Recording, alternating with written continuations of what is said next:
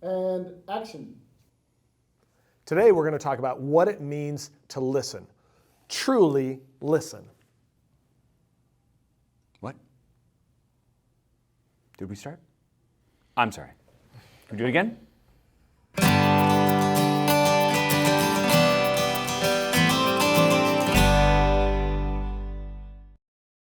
Hey everyone, so we're wrapping up this conversation that we've been having, this idea that we see you. And we've been having this conversation for a few weeks about like how we can show up for one another and for people in our lives or people that maybe we don't even know sometimes, because everybody's going through a lot and struggling in some form or fashion at some point in their life. Yeah. And this past week, the emphasis was really on listening and really just being still and listening, right? And that's not easy for a lot of us to do.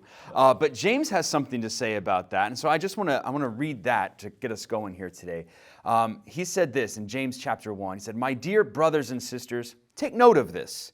Everyone should be quick to listen, slow to speak, and slow to become angry, because human anger does not produce the righteousness that God desires." And when we hear that verse, when we read that, sometimes we focus on we don't want to be quick to get angry. We focus on that part and we breeze right by the part where it's like, hey, maybe we need to be really slow to speak and really quick to listen. So how can we do that? Well, I love how you approach that because, in essence, what you're asking me is there more to listening than just hearing someone? Right. And I would say, yes, absolutely. And the truth of it is that when someone is going through a difficult time, or if you're going through a difficult time, you need someone that understands the principle of what it means to truly listen or to truly hear somebody. And so I want to give 3 different strategies. Okay. And by the way, if you are thinking of getting married or if you are in marriage, that these also really help between husband and wife. Let me just tell you. So the first one that I would say is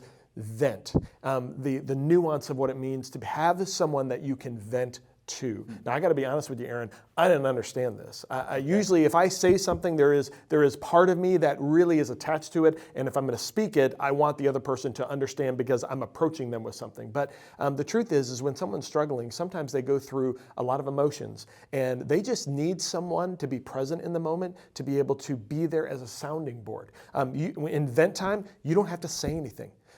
Truthfully, at that moment, you really don't even have to comprehend what they're saying. They're just going through a lot of emotions and they need to get it out. And so being there to be able to be someone to allow them to vent and to get it out without saying anything is sometimes one of the best forms of listening. And also one of the hardest things to do as you're listening, right? To not use that moment to immediately respond. I'm Italian, so I just put my hands underneath me. So that way I can just make sure I don't talk because I talk with my hands. There's a second aspect, and this is probably one of the most important aspects of listening, and it's what I like to call active listening. Sometimes we think that we're listening just by hearing someone, but truthfully, it's not necessarily hearing, it's engaging someone in their eyes. Being able to show them from a nonverbal feedback standpoint that you're nodding your head, that you're paying attention, that you really care about what they're saying. Putting your phone down. Maybe. Putting your phone down, not looking away, not getting distracted when someone's saying, but being locked in and keyed in on their eyes so that they know, okay, Terry really cares about me. Even asking a clarifying question when you don't understand something and say, do you mind if I ask you this? Who is this person or what is this about? When you do that, you tell the other person you really do care about what I'm going through, and they might need that more than anything at that time. And one great thing that someone told me once is when you're not even sure what the question is that you need to ask, just ask, tell me more. Yes. Like, can you tell me more about that? And it will allow them to kind of express a little bit more and allow that conversation to continue for them. And really what we're saying in this moment is that you're telling a person that they matter. Mm-hmm. Because when you're willing to give them your attention and your time and your focus, you're telling them that you matter enough to me to be able to take that attention and time. And sometimes that's all that a person needs to know is that there's someone there and that's someone that cares. There's a third aspect to listening, which I would give you, and this is the one that unfortunately we lean to the most. Especially guys, we tend to access this part of listening and we think that this is the only way to listen, and it's what I like to call fix it. Sometimes we listen to fix. We don't listen to understand. We don't listen to show our empathy that we're here. We listen so we can interrupt them before they're done explaining and fix their problem. Yeah. People are not problems to fix. People are individuals who need the love and the care and the attention that they deserve because they're a child of God. And I think sometimes as individuals, rather than listening to fix, we should just pay more attention. But I will tell you this, especially me, I'm a fixer.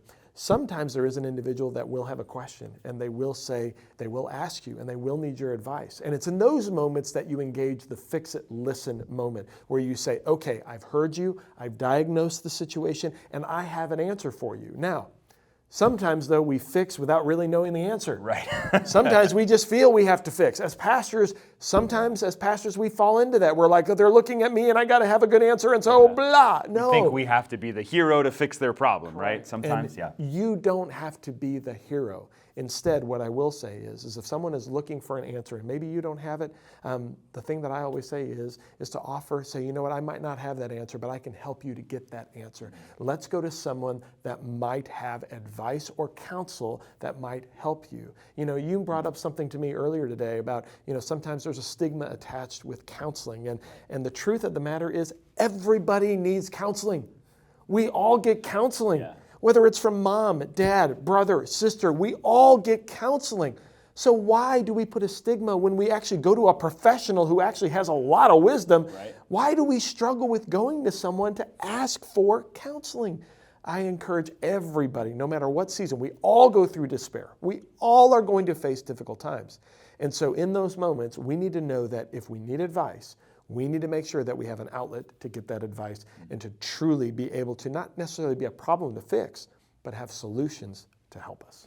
Yeah, that's so important. And it really, in all of that, it does require a certain amount of self-awareness, but also humility, right? Yes. On the part of the person listening, but also the part of the person just asking, like, what can I do, right? Absolutely. And being willing to maybe take that step and seek counsel from someone. Absolutely. If they need it. So there's a lot in that. This series has been eye-opening for so many of us, and we hope that you'll take these tools and be able to use them to help yourself, but also to maybe help those around you as well.